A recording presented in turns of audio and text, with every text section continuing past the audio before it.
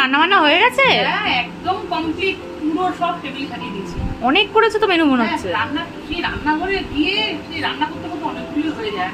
আমি কম করবো রান্না, কিন্তু অনেকগুলো হয়ে যায়। দেখো, প্রথমে গরম গরম সাদা ভাত, সাথে আছে উচ্ছে সেদ্ধ, সাথে বরবটি ভাজাও করেছি, সাথে করেছি আজকে পুঁই শাক। আজকে পুঁই শাকটা চিংড়ি মাছ দিয়ে করেছি, দেখো একদম চিংড়ি মাছ ওপরে। সাথে আছে গাঠি কচুর একটা নিরামিষ তরকারি, সব শেষে ধনে পাতা দিয়ে নামিয়েছি। আজকে তেলাপিয়া মাছ করেছি, তেলাপিয়া মাছ আজকে মান কচু দিয়ে করেছি। প্রত্যেকদিন আলু দিয়ে ভালো লাগে না, আজকে কচু দিয়ে করেছি, সব শেষে ধনে পাতা দিয়ে নামিয়েছি। সব শেষে একটা ডিমের অমলেট আর একটা ডিমের পোচ।